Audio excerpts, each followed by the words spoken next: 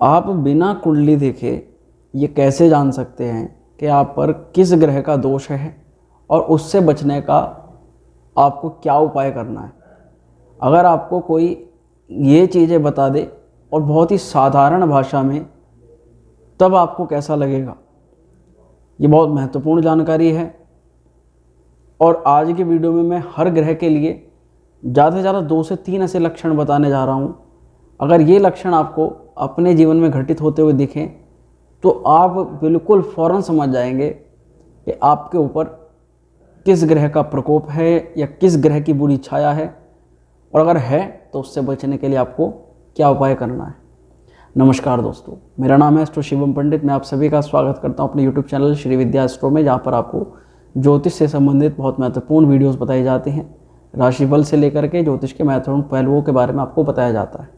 चलिए वीडियो को शुरू करते हैं, परंतु उससे पूर्व अगर आप अपनी जन्म कुंडलिका का परामर्श कराना चाहते हैं तो केवल वीडियो के डिस्क्रिप्शन में नंबर है, वहाँ से हमसे संपर्क कर सकते हैं। अब बात करते हैं उन ग्रहों की और उनके लक्षणों की जिनके केवल और केवल इन 2-3 लक्षणों के आधार पर ही बहुत ही सटीकता से आप ये पहचान जाएंगे कि आपके ऊपर किस ग्रह का प्रकोप है। चलिए शुरू करते हैं।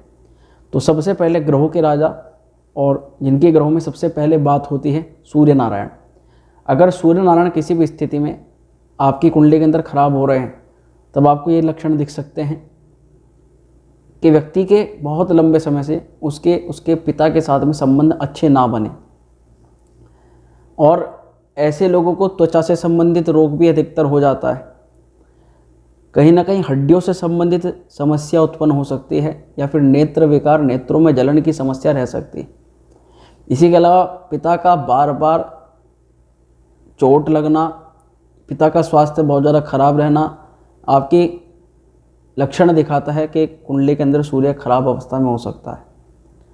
ये बहुत महत्वपूर्ण मैंने सिम्टम बताए कि अगर सूर्य खराब है तो ये हो सकते हैं। इसके बाद में चंद्रमा, जिसको ज्योतिष के अंदर मन का भी कारक बताया गया है, माता का भी कारक बताया गया है। और अगर जीवन के अंदर चंद्रमा कभी खराब होता है और आपको आपकी कुंडली नहीं है, आपको पता करना है, तो 2-3 सिम्टम आपको दिखाई दे सकते हैं। किस प्रकार के कि माता की सेहत बार बार खराब हो रही है, या वर्तमान में माता की सेहत अगर खराब हो रही है तो निश्चित तौर पर आपका चंद्रमा पीड़ित हो सकता है। और व्यक्ति की जो कल्पना शक्ति है वो काफ़ी मंद हो जाए। व्यक्ति को पहले बहुत अच्छे अच्छे आइडियाज़ आते थे, फिर आइडियाज़ आने बंद हो जाए, कल्पना शक्ति एकदम ठप हो जाए। उसको किसी भी परिस्थिति से बाहर निकलने के लिए दिमाग उसका पूर्ण रूप से उसका हेल्प ना करे, तो ये भी एक लक्षण है कि चंद्रमा खराब है। इसी के अलावा तीसरे ग्रह की हम बात करते हैं मंगल की। अगर कुंडली के अंदर मंगल खराब होता है तो उसके बहुत महत्वपूर्ण सिम्टम हैं कि ऐसे जातक का जो स्वभाव है बहुत क्रूर हो जाता है, गुस्सैल हो जाता है। उसके भाइयों के साथ में संबंध जो है वह खराब हो जाते हैं, और इस अवस्था में उसका आत्मविश्वास वो कमज़ोर होता है। व्यक्ति बार बार चोट फेट और आग से संबंधित जलता है, या फिर बिजली के झटके उसको लगते हैं बिना बात, और आकस्मिक दुर्घटनाएं उसके साथ में होने लग जाती हैं। ऐसी स्थिति में व्यक्ति के अगर सर्जरी एक से ज़्यादा बार हो रही हो तो निश्चित तौर पर आप उसको बता सकते हैं कि मंगल खराब है। या जठराग्नि यानी कि लीवर में आपको कोई समस्या है तो यकृत का लीवर का मुख्य कारक है मंगल। अगले ग्रह की बात करते हैं। अगला ग्रह आता है बुध, जिसको ज्योतिष शास्त्र में राजकुमार की संज्ञा प्रदान की गई है। अगर बुध कुंडली के अंदर किसी भी कारण से खराब हो रहा है तो व्यक्ति की वाणी जो है वह स्थिर नहीं रहेगी। व्यक्ति एक बात पर कभी नहीं रहेगा, बार बार अपनी बातों को चेंज करता रहेगा। कभी कहेगा मैंने ये वक्तव्य दिया था, कभी बोलेगा मैंने वो वक्तव्य दिया था, और झूठ भी बोलने लग जाएगा। बुध अगर किसी स्थिति में कमज़ोर हो रहा है तो ऐसा व्यक्ति चीज़ों को याद नहीं रख पाता, स्मरण क्षमता या बुद्धि उसकी ठप हो जाती है, और नशे की और बुरी आदतों की लत में व्यक्ति लग जाता है, या जुए सट्टे की बुरी आदतों में वह लग जाता है। ऐसे में व्यक्ति अचानक से ऊपर बढ़ना चाहता है और मेहनत बिल्कुल भी नहीं करता। इसके बाद अगले ग्रह की बात करते हैं, जो कि आते हैं देवगुरु बृहस्पति। बृहस्पति खराब है, उनके क्या सिम्टम आप मेन देख सकते हैं। अगर बृहस्पति खराब हो रहा है तो उसका सबसे पहला सिम्टम होगा कि व्यक्ति के ज़रूरत के समय भाग्य उसका साथ नहीं देगा।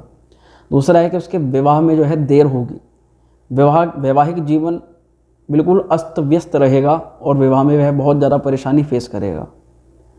इसी के अलावा अगर बृहस्पति खराब हो रहा हो तो व्यक्ति के बाल भी जल्दी गिरने लग जाते हैं और व्यक्ति का पेट जो है वह खराब होने लग जाता है, यानी कि वो कुछ भी खाता है डाइजेशन प्रॉब्लम उसको रहती रहती है। इसके अलावा अगले ग्रह की बात करते हैं जो कि हैं दैत्यगुरु शुक्राचार्य यानी कि शुक्र महाराज। अगर कुंडली के अंदर शुक्र की स्थिति खराब हो रही है तो आप बिना कुंडली देखे कैसे पता करें? उसके लिए क्या है कि ऐसे कोई भी व्यक्ति है जिसका शुक्र खराब हो रहा है, सबसे पहले तो ये व्यक्ति को प्रेम में असफलताएं हासिल करवाता है, यानी कि कभी भी व्यक्ति प्रेम में सफल नहीं हो पाता। उस व्यक्ति को चाहे एक रिलेशन हो, चाहे दो हो, चाहे तीनों, सारे रिलेशन जो है अनसक्सेसफुल हो जाते हैं। शुक्र जब भी खराब होता है तो व्यक्ति को जननांग संबंधित रोग अवश्य प्रदान करता है। शुक्र कहीं कहीं स्किन से संबंधित भी समस्या उत्पन्न करा देता है या त्वचा से संबंधित समस्या उत्पन्न करा देता है। शुक्र जैसे कि मूत्रकृष या मूत्र रोगों की उत्पत्ति अगर शुक्र खराब हो तो विशेष रूप से हो जाती है। अगले ग्रह की बात करें जो कि ग्रहों में सबसे ताकतवर ग्रह की संज्ञा में भी आते हैं, शनि महाराज। शनि महाराज अगर किसी भी कारण से जन्म कुंडलिका के अंदर खराब हो रहे हों या दोष बना रहे हों तो उस अवस्था में आपको देखा जा सकता है कि आप किसी भी काम को कर लो, सफलता हासिल नहीं हो रही या सफलता हासिल नहीं होती किसी भी काम को करने में। और व्यक्ति का जहाँ प्रमोशन होना होता है, प्रमोशन के बजाय व्यक्ति का डिमोशन हो जाता है, यानी कि व्यक्ति के हाथ से आया हुआ पैसा जो है वो वापसी चला जाता है, आया हुआ काम वो वापसी चला जाता है। ऐसा जो व्यक्ति जिसकी कुंडली अंदर शनि खराब हो रहा हो वो व्यक्ति कर्ज के बोझ में दबता चला जाता है और उसको कभी भी मान सम्मान की प्राप्ति जीवन में नहीं होती। इसके बाद अगले ग्रह की बात करते हैं जो कि राहु। अगर राहु कुंडली के अंदर खराब हो रहा है तो उसका सिम्टम यह है, सबसे अच्छा रहेगा कि व्यक्ति कभी भी कोई भी डिसीजन अपनी बुद्धि से नहीं लेता, उसको अपनी बुद्धि पर विश्वास ही नहीं रहता कि वो किसी काम को कर सकता है या नहीं कर सकता है। वो हर समय दूसरों की ही बुद्धि से या जैसा दूसरा व्यक्ति कार्य करे उसको देख देख करके वैसा ही कार्य करने लग जाता है। ये सबसे बड़ा सिम्टम होता है राहु का। अगर राहु दोष उत्पन्न हो रहा है, व्यक्ति के हाथों में जो नाखून हैं वो गंदे रहेंगे, उसके नाखून बाहर निकले हुए रहेंगे, वो नाखूनों की सफाई नहीं करेगा। व्यक्ति के जो दांत हैं, दांतों में कालापन या कुछ ना कुछ बीमारी उसको अवश्य दिखाई देगी। ये बहुत मेन सिम्टम होता है राहु का।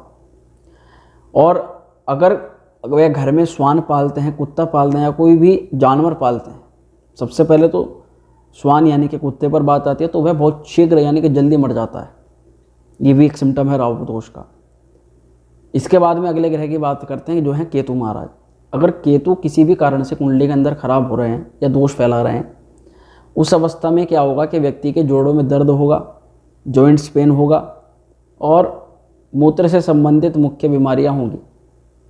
अगर केतु दोष उत्पन्न हो रहा है तो व्यक्ति ज्ञानहीन हो जाएगा, अध्यात्म से कोसों दूर चला जाएगा, पूजा पाठ में उसका जरा सा भी मन नहीं लगेगा और वह पूजा पाठ इत्यादि को, धार्मिक चीज़ों को व्यर्थ बताएगा कि ये सब चीज़ें व्यर्थ हैं और उनमें बिल्कुल भी प्रतिभाग नहीं करेगा, यानी धार्मिक गतिविधियों में प्रतिभाग नहीं करेगा। ये केतु के मुख्य दोष हैं। अब मैंने आपको बता दिए सूर्य से लेकर के केतु तक 9 के 9 ग्रहों के सिम्टम जो मुख्य होते हैं, जिनके आधार पर हम भी देख करके बता सकते हैं कि हाँ ये ग्रह का दोष आपके साथ में उत्पन्न हो रहा होगा। परंतु बात करते हैं अगर कोई भी ग्रह का दोष बन रहा है, उस स्थिति में आप उपाय क्या कर सकते हैं। तो उपाय के तौर पर ना कोई मैं आपको मंत्र जब बताऊंगा, ना ही कोई स्तोत्र बताऊंगा। वो सिंपल सा उपाय धारण करने की चीज़ है और प्रमाणिक है, शास्त्रोक्त है।